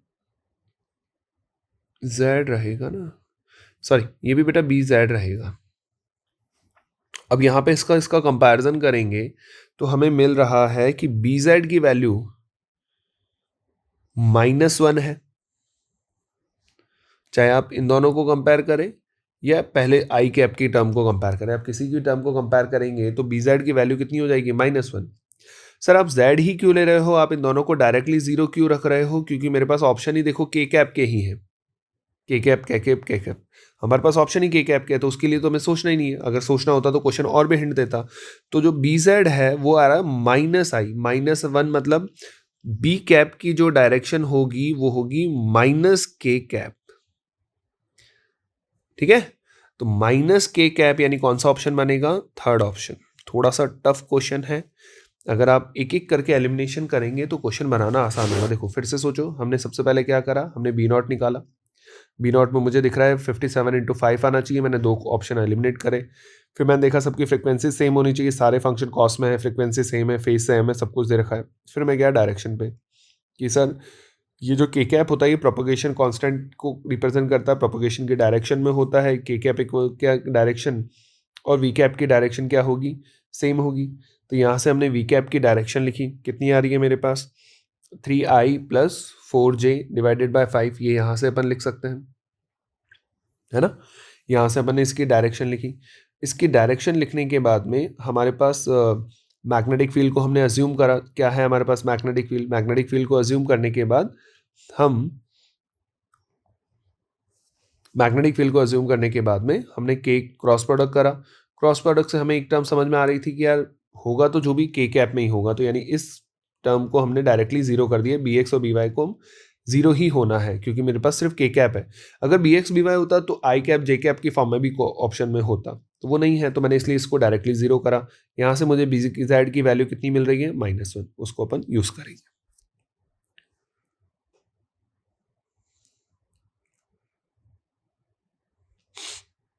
the motion of an aeroplane The motion of an aeroplane is represented by velocity time graph as shown below. The distance covered by aeroplane in 30.5 second is, और options आपको दे रखे हैं। देखो वीटी ग्राफ है, VT graph का जो area है वो एरिया आपको क्या देगा,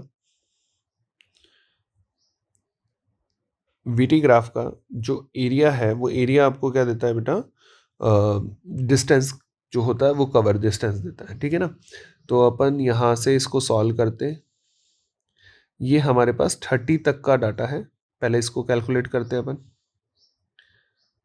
तो इसका एरिया कैलकुलेट करेंगे, ठीक है। तो यहाँ पर इसको भी अपन 2 पार्ट में डिवाइड कर लेते हैं। तो इसका एरिया कितना होगा, 30 तक की मैं कैलकुलेशन कर रहा हूँ, 0.5 सेकंड का के आसपास स्पीड कांस्टेंट है, तो +200 अपन उसमें ऐड कर लेंगे, है ना। 30 तक का अपन डाटा पहले कैलकुलेट कर रहे हैं। तो डिस्टेंस कवर इन 30 सेकेंड पहले होगा 200 इंटू 2, ये वाला एरिया। नाउ ये कितना होगा, 1/2 इंटू 200 इंटू 2 प्लस, सॉरी, हाँ, फिर ये हो जाएगा 400 इंटू, ये डिस्टेंस कितनी हो गई हमारे पास 28 प्लस 400 इंटू 0.5। हमें पता ही है वेलोसिटी कांस्टेंट चल रही है ना, तो distance equals to speed into time, कोई चेंज तो हो नहीं रही डायरेक्शन। इसको सॉल्व करेंगे तो हमारे पास ये कितना आ जाएगा, ये 2 कैंसिल हो गया, तो ये हो जाएगा हमारे पास 400 प्लस 200 प्लस 28 इंटू 4, 28 इंटू 4 11200, ठीक है, प्लस ये कितना हो जाएगा 200 200 200 400 800, इसमें ऐड करेंगे तो 12,000 मीटर, 12,000 मीटर यानी 12 kilometre. Correct answer fourth.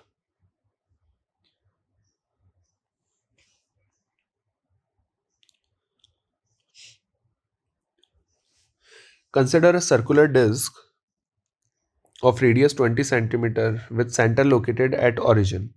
A circular hole of radius 5 centimeter is cut from the disc in such a way that the edge of hole touch the edge of the disc. Okay. The distance of center of mass of residual or remaining disc from the origin. It's question कुछ ऐसा है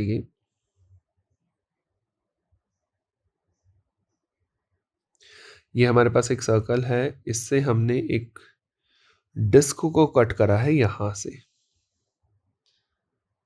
remaining part का centre of mass हमसे पूछ रहा है, ठीक है। हम इसको दूसरी तरह से सॉल्व करते हैं। अगर हम इस कट सेक्शन को और छोटे डिस्क को मिला देंगे, है ना, ये कट सेक्शन को और इस छोटी डिस्क को अगर हम मिला देंगे तो जो सेंटर ऑफ मास है वापस यहीं पे आ जाएगा। और ये जो लाइन है, ये लाइन आपको सिमेट्रिकल लाइन दिख रही है, तो centre of mass symmetrical line पे ही होगा। तो लेट्स सपोज हम इसको दूसरे तरीके से सॉल्व करते हैं। मैं मानता हूं कि कट सेक्शन का, ये कट सेक्शन को फर्स्ट बोल रहा हूं, इसको सेकंड बोल रहा हूं। कट सेक्शन का मास m1 है और ये यहां से x डिस्टेंस पर है फ्रॉम द सेंटर, और ये जो सेकंड है इसका डिस्टेंस हमें पता है। कहां से पता है, according to question total radius कितनी थी, 20 सेंटीमीटर, और जो छोटा डिस्क कट करा है इसकी जो रेडियस है वो कितनी है, 5 सेंटीमीटर। तो ये कितना हो जाएगा हमारे पास 15 सेंटीमीटर, और इसका मास हो गया m2। सेंटर ऑफ मास के अबाउट मास मोमेंट 0 होना चाहिए, यानी हम क्या लिख सकते हैं, m1 into x equals to m2 into 15। अगर हम m1 m2 की वैल्यू पुट कर देंगे तो हमें x की वैल्यू मिल जाएगी। तो m1 क्या होगा, सिग्मा, टोटल एरिया था पाई 20 का स्क्वायर और छोटी डिस्क का एरिया है पाई 5 का स्क्वायर। सब्ट्रैक्ट करेंगे तो m1 मिल जाएगा।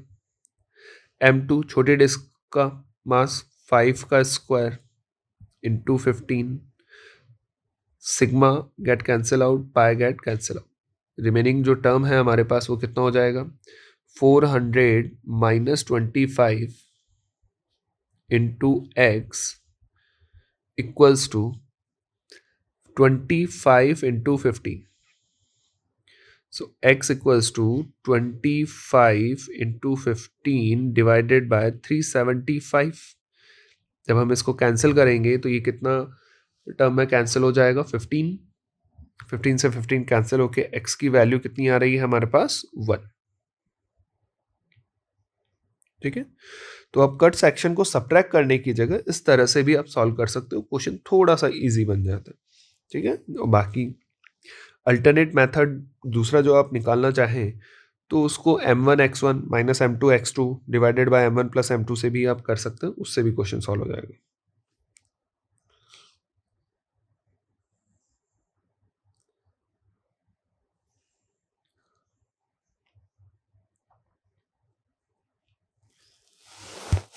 Next, a positive ion A and a negative ion B के ऊपर जो चार्ज है वो हमें दे रखा है. Masses are given. At an instant, the ions separated by a certain distance are. At that instant, the ratio of magnitude of electrostatic force to gravitational force is P into 10 to the power 13. हमें ratio बनाना है electrostatic force का और gravitational force का, तो वहाँ पे P की value बतानी. चलिए आइए हम क्वेश्चन सॉल्व करते हैं. Electrostatic force divided by magnetic force, sorry gravitational force. Electrostatic force होगा K Q1 Q2 by are square divided by G M1 M2 by are square. Are square से r square term क्या हो जाएगा हमारे पास, cancel हो जाएगा. Now Fe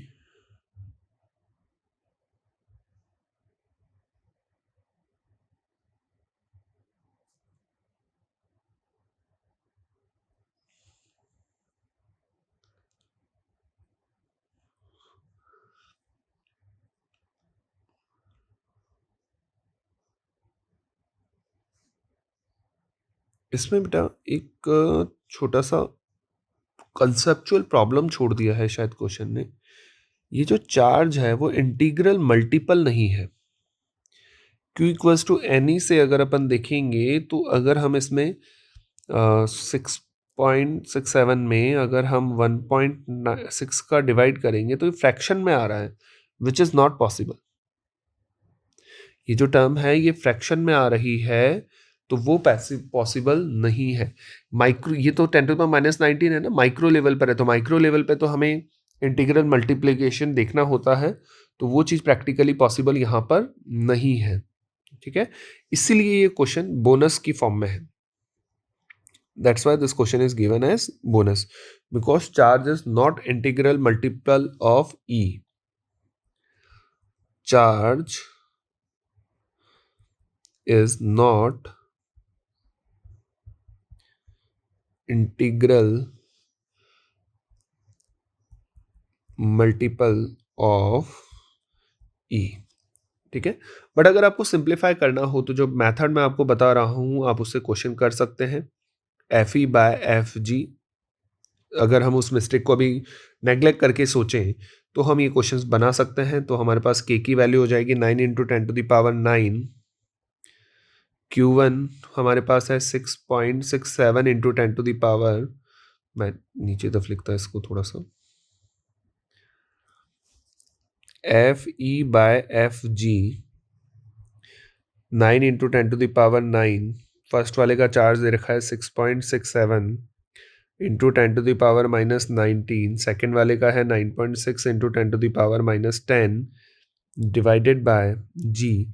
जी हो जाएगा हमारे पास 6.67 into 10 to the power minus 11. उन्होंने क्वेश्चन बनाने के लिए आई थिंक उसको कैंसिल करने के लिए लिख तो दिया, बट उन्होंने उसका इंटीग्रल फॉर्मेशन का ध्यान नहीं रखा है. जी M1 M2 दोनों के मास है बेटा 19.2 into 10 to the power minus 37 into 9 into 10 to the power minus 27. तो इससे आप सिंप्लीफाई तो कर सकते हो, बट ये क्वेश्चन जो बोनस देने का रीजन है वो ये है.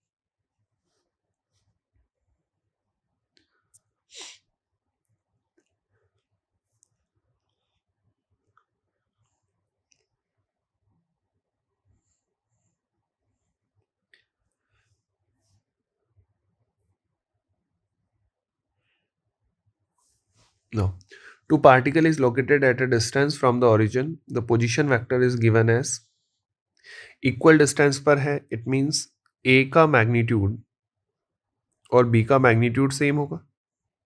तो ए का मैग्नीट्यूड कितना है, root of 4 + 9n² + 4, and B का मैग्नीट्यूड कितना है बेटा, रूट ऑफ 4 + 4 + 16p²।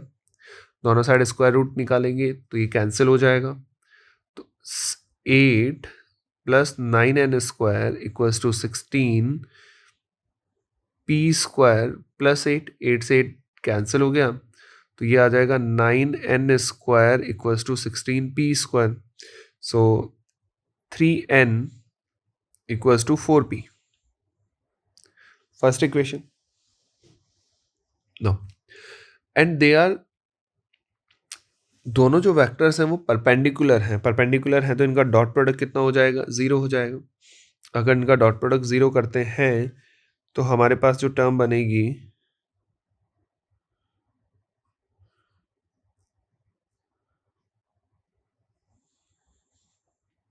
हमारे पास जो टर्म बनेगी वो बनेगी A vector dot B vector equals to 0। तो जब इनका डॉट प्रोडक्ट करेंगे तो 4 - 6n + 8p इक्वल्स टू 0। ठीक है, ये हमारे पास एक टर्म बन रही है। अब यहां पर एक मिस्टेक हो रही है अक्सर हमसे, मतलब बच्चों से ज़्यादातर से, कि इसमें हम जब हम स्क्वायर रूट निकालेंगे तो आंसर दोनों बन सकते हैं, प्लस में भी बन सकता है और माइनस में भी बन सकता है। यहाँ पे n² कितना आ जाएगा, 16p²/9। n इक्वल्स टू कितना होगा, ±4/3p। तो हम दोनों वैल्यू लिख के देखते हैं, है ना। तो जब हम प्लस रखेंगे n की वैल्यू 4/3, तो ये कैंसिल होके 0 आ रहा है, जो पॉसिबल नहीं है। 4 = 0 प्रैक्टिकली पॉसिबल नहीं है। तो अपन जो टर्म्स यूज़ करते हैं वो नेगेटिव साइन वाली यूज़ करते हैं। तो क्या आएगा, 4 - 6 -4/3p + 8p = 0। तो ये माइनस माइनस प्लस हो जाएगा, ये 2 टाइम कैंसिल हो रहा है। तो हमारे पास आ गया 4 × 2 8p + 8p। तो ये कितना हो जाएगा, माइनस, उधर ट्रांसफर करेंगे तो हमारे पास कितना आ गया, -16p। तो p की वैल्यू आ रही है -1/4, और हमने n की जो वैल्यू पुट करी है वो है -4/3p। तो जब हम यहाँ पे p की वैल्यू पुट करेंगे तो n की वैल्यू कितनी आ जाएगी, -4/3 × -1/4 कैंसिल होके कितना आ जाएगा, 1/3। तो यहाँ पर स्क्वायर रूट का हमें ध्यान रखना होगा कि प्लस और माइनस दोनों लेना है।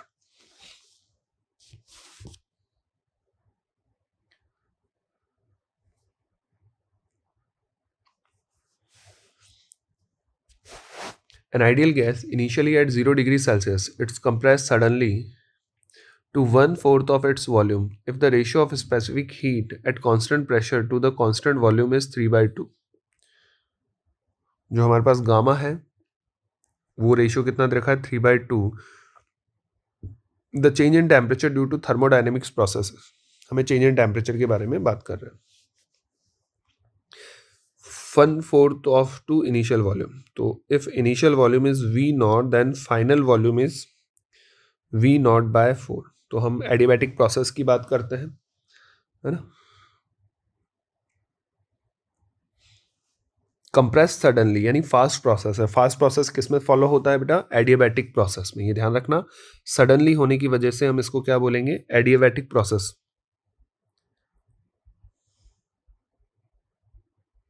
ठीक है, तो हमारे पास फंक्शन क्या बनेगा, हमें पता है एडियाबैटिक प्रोसेस में रिलेशन क्या होता है, टी v की power gamma -1 equals to constant.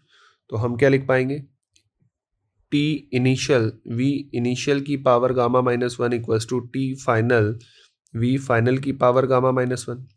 T initial कितना है हमारे पास, 273, v0 की पावर 3/2 - 1 यानी 1/2 इक्वल्स टू टी है ना। फाइनल टेम्परेचर को T एज्यूम कर रहे हैं, V0/4 की पावर 1/2। V0 से V0 कैंसिल, 1/2 का स्क्वायर रूट 1/4 का स्क्वायर रूट आएगा तो हमारे पास कितना आ जाएगा 2। तो 2 को इधर ट्रांसफर करेंगे तो T इक्वल्स टू 273 इंटू 2 यानी कितना हो जाएगा 546। और अगर हम चेंज की बात करें तो चेंज क्या होगा, फाइनल माइनस इनिशियल, तो 273 का ही चेंज आ रहा है, ये इसका आंसर होगा।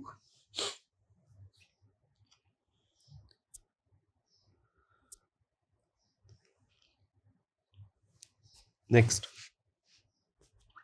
अ फोर्स हमें गिवन है और पार्टिकल इन प्लेन, इस प्लेन के अंदर है, द वर्क डन। देखो वर्क डन सिंपल सा अगर लिखें तो वर्क डन इक्वल्स टू क्या होगा, in total work done F X D X plus integration of F Y D Y plus integration of F Z D Z. ठीक है, Z term है ही नहीं तो इसको अपन छोड़ देते हैं, बाकी टर्म लिखते हैं। तो इंटीग्रेशन ऑफ एफ एक्स हो गया X square Y into D X plus integration of Y square D Y. एक वाई की लिमिट है 0 to 2, एक्स की लिमिट है 0 to 4, बट प्रॉब्लम यहाँ पर दोनों वेरिएबल्स है, इसके लिए हमें ये इक्वेशन दे रखी है। तो इस इक्वेशन की हेल्प से हम y को एलिमिनेट करेंगे तो हमारे पास इक्वेशन रहेगी integration of X square tan minus X D X plus Y square D Y, limit 0 to 2, limit 0 to 4। ठीक है, अब इसको इंटीग्रेट करते हैं तो w equals to tan x³/3 plus minus x4/4 limit 0 to 4 plus y³/3 limit 0 to 2। जब हम इसमें लिमिट अप्लाई करेंगे तो upper limit minus lower limit, तो लिमिट की फंक्शन हमारे पास क्या आ जाएगा, tan इंटू 4³/3 माइनस 4⁴/4 प्लस 2⁻³ इसको कैंसिल करेंगे तो ये एक टाइम कैंसिल हो जाएगा हमारे पास, तो ये आ जाएगा 4⁻³ यानी 64, 640/3 माइनस क्यूब यानी 64 प्लस 2⁻³ यानी 8/3। हम एलसीएम ले लेते हैं 3 अगर एलसीएम होगा तो 640 माइनस 64 इंटू 3 प्लस 8। सिंप्लीफाई करेंगे इस वैल्यू को तो हमारे पास जो टर्म आएगी वो आएगी लगभग 152। ठीक है, तो जो आंसर आएगा वो कितना आएगा 152 जूल।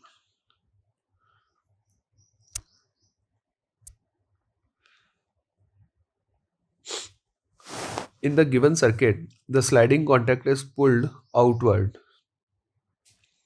देखो स्लाइडिंग कॉन्टैक्ट आउटवर्ड जा रहा है यानी रेजिस्टेंस इंक्रीज होगा, और रेजिस्टेंस इंक्रीज होगा तो करंट क्या होगा, डिक्रीज होगा।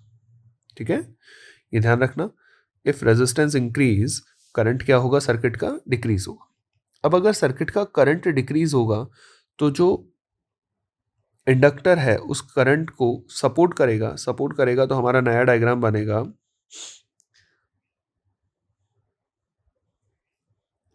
करंट को सपोर्ट करेगा तो माइनस में एंटर होगा, प्लस में निकलेगा। ये हमारा कुछ डायग्राम बन रहा है। ये कितना होगा, LdI/dt and this is 12 volt, है ना।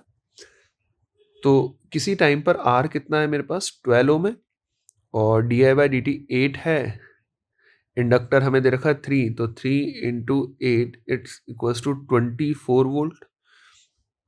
Eight that instant the value of current is, तो करंट देखो दोनों बैटरी एक दूसरे को सपोर्ट करेगी तो 12 प्लस 24 डिवाइडेड बाय रेजिस्टेंस कितना हो गया 12, 36/3, 12 कितना हो जाएगा 3, तो करंट कितना होगा 3 एम्पियर।